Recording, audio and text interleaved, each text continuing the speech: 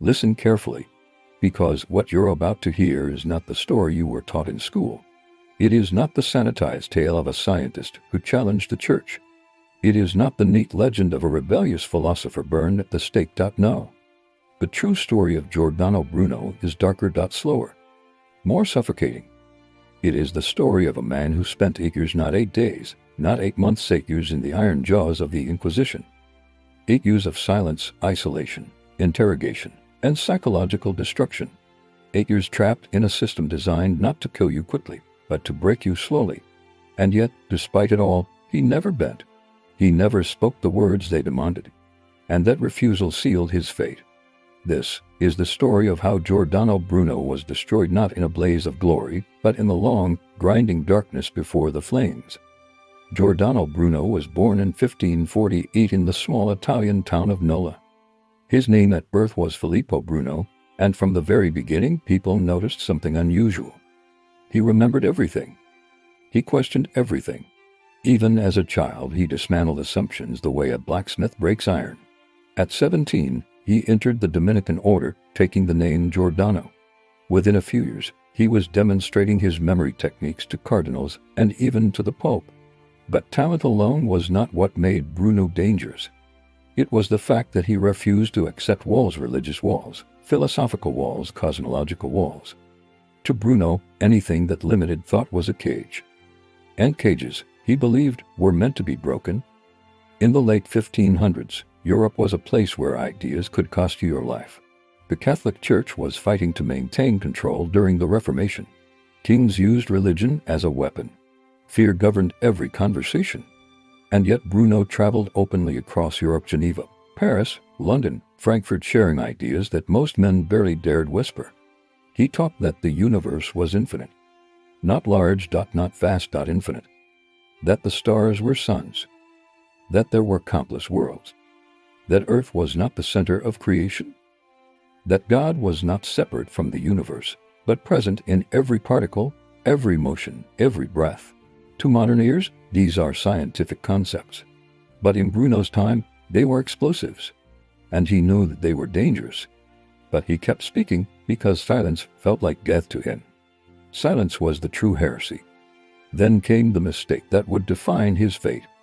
In 1591, a Venetian nobleman named Giovanni Mocenigo invited Bruno to teach him the art of memory. Mocenigo expected secret shortcuts to power, influence, enlightenment. When Bruno failed to deliver mystical revelations, Mocenigo felt cheated, betrayed. And betrayal in Renaissance Venice was a weapon sharper than any dagger. On May 22, 1592, Mocenigo's servants seized Bruno in his room and locked him in an attic. The next morning, Mocenigo wrote a furious denunciation to the Venetian Inquisition, accusing Bruno of blasphemy, heresy, sorcery, and plans to create a new religion. The accusations were outrageous, exaggerated, even paranoid. But they were enough. Bruno was arrested. Venice was known for a relative tolerance. Many prisoners walked free. Had events taken a different turn, Bruno might have been released with a warning. But fate had already shifted against him. Powerful figures in Rome, men far above Mocenigo, far above Venice, wanted Bruno. They wanted him because he was not just a heretic. He was an idea maker. And ideas were the true threat. For months, the Venetian Inquisition questioned him. He defended himself calmly, rationally, even respectfully. He drew distinctions between philosophy and theology. He admitted his doubts but insisted they were intellectual experiments, not attacks on the church. At one point, he even begged for mercy, promising to conduct himself with greater care. But mercy was never the plan. Rome demanded his extradition. Venice resisted, but politics overcame principle. And in February of 1593, Giordano Bruno was put aboard a ship and sent to Rome. This was not a transfer. It was a burial. When Bruno arrived in Rome, he entered the labyrinth of the Holy Office, the center of the Roman Inquisition. The prisons were not designed merely to confine. They were designed to erode. Narrow cells, damp stone, stale air, isolation. Places where light was rationed, sleep was interrupted, voices echoed like ghosts. In some prisons, the cells had names: heaven, purgatory, and hell. Hell was a windowless pit where prisoners learned the true meaning of silence. Bruno entered this world with the same defiance that had carried him across Europe. But even the strongest mind strains under constant pressure. And the Inquisition had patience. Endless patience. The interrogations began. They asked him to explain his writings, every word, every metaphor, every speculation. The Inquisition sent agents across Europe to collect all of Bruno's works. Books he wrote in London. Treatises published in Frankfurt. Dialogues from his years in Paris. They brought them all back to Rome, one by one, page by page, and turned them into weapons. Years passed, not days. Not months, years. 7 years. Try to imagine that. 7 years waiting for a verdict.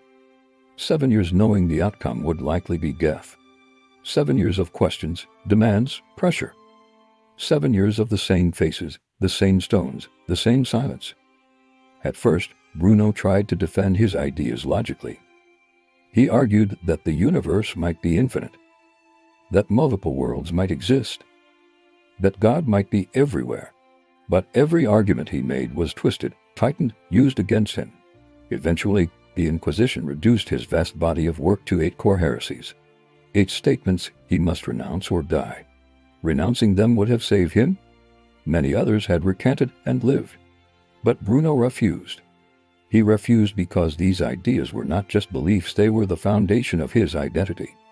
To abandon them was to betray himself.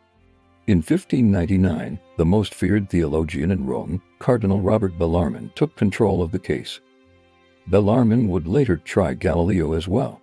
He was brilliant, disciplined, meticulous, and utterly certain of his authority. He demanded that Bruno abjure all 8 propositions. Completely. Without condition. Without argument. Bruno refused. He said he did not even understand what they wanted him to retract. It was a dangerous answer, but an honest one. He believed the universe was infinite. He believed God was everywhere. He believed Earth was not the center. He believed the stars were suns. These ideas could not be taken back because they were, to him, truths. And truth was not negotiable. By January 1600, the Church had run out of patience. Pope Clement VIII declared Bruno a stubborn and unrepentant heretic. On February 8th, he was degraded, stripped of his priestly garments, stripped of his identity, stripped of every symbol of the life he once lived. They shaved him. They dressed him as a layman. And they handed him over to secular authorities for execution. On February 17, 1600, as dawn seeped into the sky, Bruno was led through the streets of Rome toward the Campo di Fiori. They placed a metal gag in his mouth so he could not speak. They feared his voice even in death. They feared that a single sentence, a single phrase, might plant seeds of doubt in the watching crowd. They gagged him because words were the true threat. At the stake, monks urged him to repent. He turned his face away. The executioners lit the pyre. Flames climbed. Records describe the moment with chilling detachment, as if burning a man alive were an administrative task. When the fire consumed him, the Church believed the matter closed. His ashes were thrown into the Tiber. His books were banned. His memory was meant to die. But history does not obey orders. Ideas do not burn. And Bruno, despite everything, survived in the only way that matters. The infinite universe he imagined became real through science. The stars he described became suns. The countless worlds he predicted became thousands of confirmed exoplanets. His defiance became a symbol. His silence, forced though it was, became louder than any sermon. In 1889, nearly 300 years later, a statue of Bruno was placed in the Campo di Fiori. It stands on the very spot where he burned, facing the Vatican, cloaked in shadow, eyes cast downward. The inscription reads, "To Bruno from the century predicted by in here where the fire burned." Every year on February 17th, people gather to honor him. Not because he was a saint, not because he was perfect, but because he refused to surrender the one thing that cannot be taken by force, the freedom to think. Giordano Bruno did not die simply because he believed the universe was infinite. He died because he believed the mind should be infinite too. And for that, the world tried to silence him.